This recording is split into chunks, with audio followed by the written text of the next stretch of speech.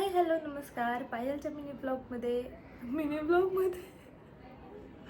हे इंस्टा आणि यूट्यूब आहे. मेंटल ट्रॉमा झाला आहे मला. मेंटल हेल्थ माझी बिघडली गाईज.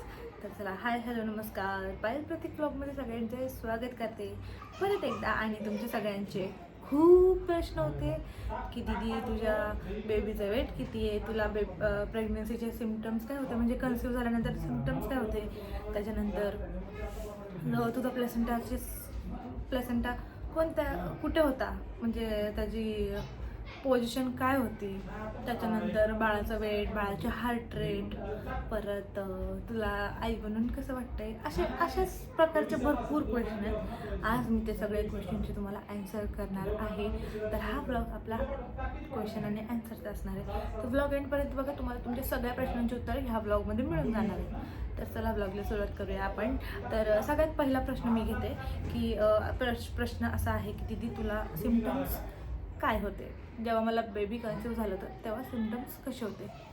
तर हे बघा, मला बेबी कन्सिव्ह झालं हे मला पण नव्हतं माहिती. म्हणजे माझ्या बाबतीत असं काही झालं नाही की पिरियड्स मिस झाले ते, किंवा नाही का चक्कर आली, किंवा मी वीक झाली खूप, असं काही नव्हतं झालं माझ्या बाबतीमध्ये. तर मला आहे ना काय झालं तुम्हाला सांगते.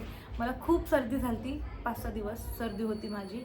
तर ती सर्दी काय जायचं नावच घेत नव्हती. म्हणून मी वैतागून दवाखान्यात गेले आणि दवाखान्यात डॉक्टरांनी मला चेक केलं. तर त्यांनी असं पण चेक केलं, तर त्यांनी मला विचारलं की तू प्रेग्नेंट आहेस का, लग्नाला किती वर्ष झाली. सांगितलं लग्नाला 2 वर्ष झाली आहेत असं. तर डॉक्टर बोलले की तू चेक करतेस का, इथे चेक कर, किंवा तुला घरी करायचं असेल चेक तर तू घरी चेक कर. मी म्हटलं मी हॉस्पिटलमध्ये चेक नाही करत, मी वाटलं तर घरी गेल्यावर चेक करते, कारण मला असं वाटत होतं मी प्रेग्नेंट नाही. आणि असं येणार कसं ना डोक्यातलं की प्रेग्नेंट आहे म्हणून, तसं तर काही मला जाणवत नव्हतं. आणि पिरियड अजून मिस झाली नव्हती माझी. तर मग मी काय केलं, त्या दिवशी घरी आले, त्या दिवशी तर रात्र होती, किट घेऊन आले होते. त्यानंतर चेक केलं, मग मला कळलं की मी प्रेग्नेंट आहे. म्हणजे मला चक्कर वगैरे काही नाही आली. जेव्हा मला कळलं मी प्रेग्नेंट आहे म्हणून, तेव्हा खूप सर्दी झाली होती भयंकर प्रमाणामध्ये. तर हे माझे सिम्पटम्स होते. आणि तुमचा अजून प्रश्न होता की सोनोग्राफीमध्ये बाळाचं वेट किती होतं, त्याच्यानंतर बाळाचे हार्ट रेट काय होते. तर तुम्हाला सांगते आता, तिसऱ्या 5व्या 7व्या 9व्या म्हणजे सोनोग्राफी प्रत्येक महिन्यात असतात. पण मी सगळ्या महिन्यात नव्हती केली. मी फक्त आहे ना पहिल्यांदा 1.5 महिना झाला, त्याच्यानंतर सोनोग्राफी केली ती. ठीक आहे. तेव्हा तर काय बाळाचं वजन नसतं, बाळ छोटंसं एवढंसं असतं, बी एवढं, त्याचं काय वजन असणार आहे. तर 3ऱ्या महिन्यात केली होती सोनोग्राफी. त्याच्यानंतर 5व्या महिन्यात केली ती. त्याच्यानंतर 7व्या महिन्याची पण असती, पण माझी ती 7.5व्या महिन्यात झाली होती. ठीक आहे. आणि 9व्या महिन्यात तर काय माझी डिलिव्हरी झाली, त्याच्यामुळे मी 9व्या महिन्यात सोनोग्राफी नाही केली. तर चला आता तुम्हाला सांगते, म्हणजे प्रत्येक महिन्यातलं वेट नाही सांगत बाळाचं. ठीक आहे. आता जी लास्टवाली मी आता रिसेंट केली होती सोनोग्राफी, 7व्या किंवा 7.5 म्हणजे 8वा महिना लागायच्या आसपासच ती सोनोग्राफी होती माझी. तर त्याच्यामध्ये बाळाचे हार्ट रेट होते ते ना 140पर्यंतच होते बरं का. म्हणजे खाली त्याचे नव्हते होत, 130-140 पर्यंतच होते. त्याच्या खाली बाळाचे हार्ट रेट कधीच नव्हते. म्हणजे एवढा पहिल्या महिन्यापासून जे चेक केले ना आम्ही, तेव्हापासूनचे सगळे हार्ट रेट जे आहेत ना, तर ते 130-140 अशाच रेंजमध्ये होते. 120, 110, 105 असं काहीच नव्हतं. हायच होते हार्ट रेट. त्याच्यानंतर बाळाचं वेट किती होतं. तर जी 7.5व्या महिन्यात सोनोग्राफी केली होती, तर त्याच्यामध्ये हार्ट रेट सांगितले. जी 7.5व्या महिन्यात सोनोग्राफी केली त्याच्यामध्ये बाळाचं वेट होतं 2 किलोच्या आसपास. ठीक आहे. म्हणजे 1950 असं होतं. आता मला तेवढंच आठवते. आता मी डॉक्युमेंट्स वगैरे नाही काढत आहे, आता आठवतं तेच तुम्हाला सांगते. तर त्याच्यानंतर तुमचा नेक्स्ट प्रश्न होता की तुझा प्लेसेंटा कोणत्या साईडला होता. म्हणजे साईड पण असतात प्लेसेंटाच्या बरं का, मला पण ते नंतरच कळलं आहे. आधी काय मला सगळं माहीत नव्हतं. प्लेसेंटाची साईड असतात,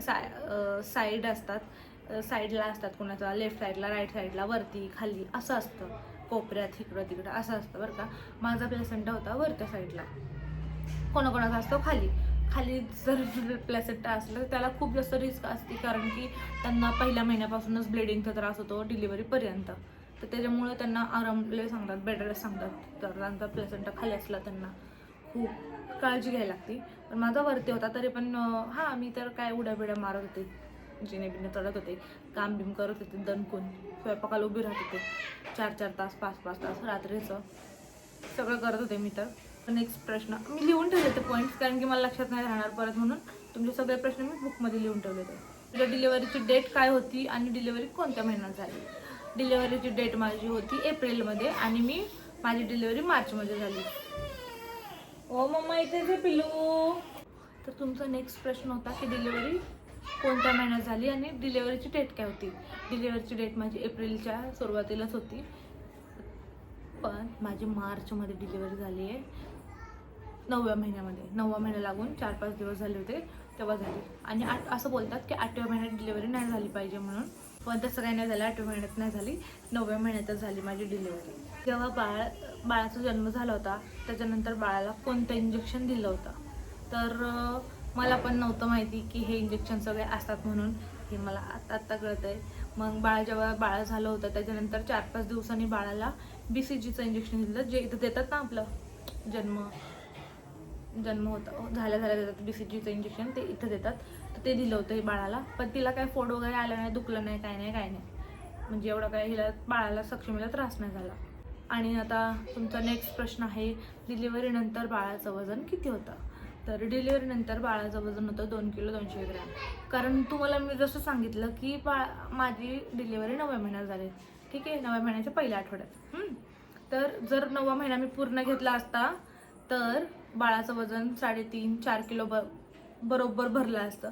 पण 9व्या महिन्यात झाली म्हणून थोडंसं बाळाचं वजन कमी भरलं. पण त्यात काही विषय नाही आहे. खूप कमी वजनावाले पण बाळ असतात, मग असं काही वजनचा प्रॉब्लेम नाही आहे.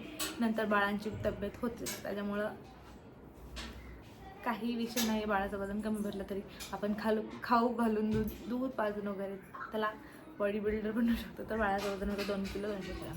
तुमचा नेक्स्ट प्रश्न होता की दीदी तू फिडिंगचे ड्रेस यूज नाही करत का, आणि जर करते तर कोणते ड्रेस यूज करते? तर मंडळी, मी फिडिंगसाठी असे वेगळे ड्रेस काय अजून तर यूज नाही करत आहे. हा एक ड्रेस तुम्ही जो बघताय मी वेअर केलेला आहे, तोच मी एक ड्रेस ऑनलाईन ऑर्डर केला होता फिडिंगसाठी. चांगला आहे, कम्फर्टेबल. म्हटलं एक पहिला मागून बघावं, मग अजून मागवावे. कारण की मी काही पहिली पूर्वतयारी केलीच नव्हती. की मला असं वाटलंच नव्हतं की मी लगेच पळणार आहे, म्हणजे माझं डोहाळं जेवण झाल्यावर लगेच मला हॉस्पिटलमध्ये जायला लागलं, असं मी विचार पण नव्हता केला. पण आता मी शर्ट मागवलेत बटनवाले, कम्फर्टेबल आहे यूज करायला, आणि मला व्हिडिओला पण यूज आहे. माझा विषय असा होतो की मी गाऊन नाही घालून बसू शकत, कारण की मला व्हिडिओज पण करावे लागतात, कंटेंट वगैरे करायला लागतात. मग त्या गाऊनवरती मग परत कपडे चेंज करा एवढ्या गरमीमध्ये. म्हणून मी आता शर्ट मागवले ते तुमच्यासोबत लवकरच शेअर करेल की मी कोणते कपडे यूज करते आता सध्या तरी. ते तुम्हाला सगळं दाखवणार आहे मी. तर तुम्हाला तुमच्या प्रश्नाचं उत्तर मिळालं असेल. तुमचा नेक्स्ट प्रश्न आहे की दीदी तुला सगळ्यात जास्त कशाची क्रेविंग झाली? तर असं काही नाही झालं माझ्या बाबतीत की मला एकाच गोष्टीची खूप जास्त क्रेविंग झाली. हां, पण मला असं वेगवेगळं काहीतरी खाऊशी वाटायचं, म्हणजे रोज असं काही वेगवेगळं, पण एकच गोष्ट अशी कधी खाऊशी नाही वाटली मला. मी सगळं खाल्लेलं आहे. मी मसाला भाकर पण खाल्ली आहे, मसाला भात पण खाल्लेला आहे, कोरडा मसाला भात पण खाल्लेला आहे घेऊन.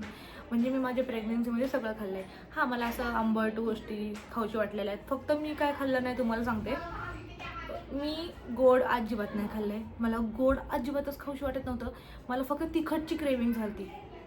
म्हणजे जे तिखट अशा काही गोष्टी असतात ना, मला फक्त त्याच खाऊशी वाटत होत्या.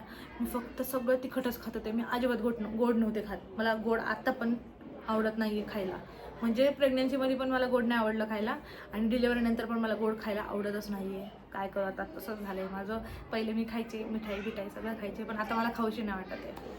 आणि तुमचा नेक्स्ट प्रश्न आहे की दीदी तू पपई सोडून सगळं खाल्लं आहे का पहिल्या ते 9व्या महिन्यापर्यंत? हो, मी पपई आणि अननस सोडून सगळं फळं खाल्लेले आहेत, सगळं जेवण, सगळे मासे खाल्लेले आहेत. इवन मी बांगडासुद्धा खाल्लेला आहे. मी सगळ्यांनी सांगितलं होतं बांगड्यामध्ये खूप जास्त हीट असते, पण मी सगळं खाल्लं आहे.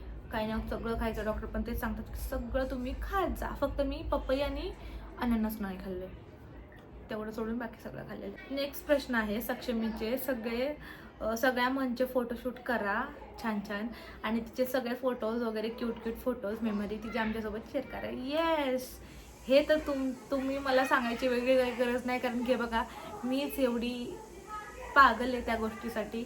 मी जस्ट रोज काही ना काही फोटोज काढत असते, रोज काही ना काही सक्षमीचे व्हिडिओज काढत असते, छान मेमरीज ठेवत असते. कारण की इथं बघा माझ्या तर लहानपणीचे फोटोज माझ्याकडे एवढे नाही आहेत, पण म्हटलं माझ्या नाहीत काय झालं, माझ्या मुलीचे सगळ्या मेमरीज मी ना ठेवणार. तिचे जन्मापासून व्हिडिओज फोटोज सगळं मी सेव्ह करून ठेवलेलं आहे. एक वेगळं फोल्डर बनवलं आहे. जसं आम्ही तुम्हाला इथं फेस रिव्हील करणार ना, त्याच्यानंतर मी तुम्हाला सगळं दाखवणार, फोटोज व्हिडिओज हिचे लहानपणीचे. आणि नेक्स्ट प्रश्न आहे तुमचा की दीदी तू कमांड हॉस्पिटलमध्ये कितव्या महिन्यात नाव टाकलं होतं आणि कितव्या महिन्यात नाव टाकलं पाहिजे. तर मी तर 1.5 महिन्यामध्येच नाव टाकलं होतं कमांड हॉस्पिटलमध्ये. प्रत्येकाने टाकलं होतं नाव जाऊन. तर 3 महिन्यापर्यंत नाव टाकू शकतो. तुम्हाला टाकायचं असेल तर टाका नक्की. तुमचा नेक्स्ट क्वेश्चन आहे की डिलिव्हरी झाल्यानंतर फेसवरती काय इफेक्ट होतो, म्हणजे होतो पण का ते प्लीज सांग. तर मला तर माहीत नाही आता काय, म्हणजे सगळ्यांचं वेगवेगळं असतं, शरीरावरती असतं ते सगळ्यांच्या. माझ्या फेसवरती तर फरक पडलेला आहे. माझी जी प्रेग्नेन्सीमध्ये जी माझी सूज होती फेसवरती ती पूर्ण गेलेली आहे. नाक मोठं झालं होतं एवढं, ते पण आता कमी झालेलं आहे. मी लुकडी झालेली आहे, म्हणजे मी पूर्ण बॉडीचंच सांगते, मी खूप जास्त लुकडी झालेली आहे. मी पहिली जशी होते कॉलेजमध्ये सेम तशी झाली लुकडी. ह्याच्यापेक्षा लुकडी होते कॉलेजमध्ये, पण एवढी पण नाही झाली आतलं लुकडी, पण झाली आहे. जास्त प्रमाणात लुकडी झाली आहे. सगळे जाड होतात, मी लुकडी झाली आहे. पण चांगली गोष्ट आहे. एवढं पण हेल्दी नसावं माणसाने, थोडं मेंटेन राहिलेलंच चांगलं आहे. तर फेसवर पण माझा परिणाम झालेला आहे. हे बघा दिसते तुम्हाला डाग वगैरे, हे आता मला हे काहीतरी करावं लागणार त्याचं, तर होतो परिणाम होतो थोडा थोडा. तुमचा नेक्स्ट क्वेश्चन असा आहे, विसरले. तुमचा अजून एक प्रश्न आहे असा की दीदी तुला आई होऊन कसं वाटतंय. हा प्रश्न मला एवढा हसायला त्या प्रश्नाचं. हे बघा, प्रश्न खूप जास्त छान आहे आणि तसंच प्रश्न जसा आहे छान, तसंच मला सुद्धा छान वाटते आई होऊन, खरं सांगते. आणि हे सुख सगळ्या ह्या जगातल्या मुलींच्या नशिबात यावं. मी तर देवाकडं सगळ्यांसाठीही प्रार्थना करेन की सगळ्यांनी आई झालं पाहिजे.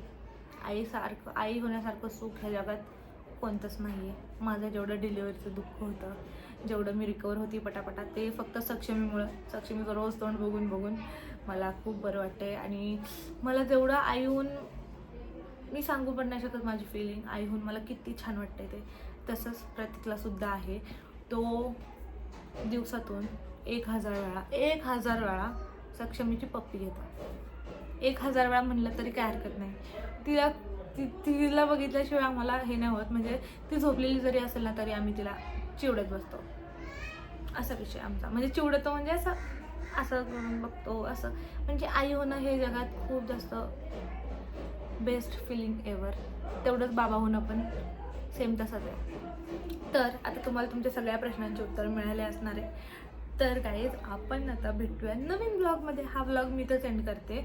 आणि तुम्हाला ब्लॉग आवडला असेल तर लाईक कमेंट शेअर नक्की करा, सबस्क्राईब करा चॅनलला. आणि हो, कमेंट करून नक्की सांगा तुम्हाला तुमच्या प्रश्नांचे उत्तर मिळालेत का, आणि तुमचे अजून काय प्रश्न असतील ते पण विचारा. मी नेक्स्ट ब्लॉगमध्ये ते पण सगळे क्लिअर करून टाकलं. ओके, चला बाय बाय.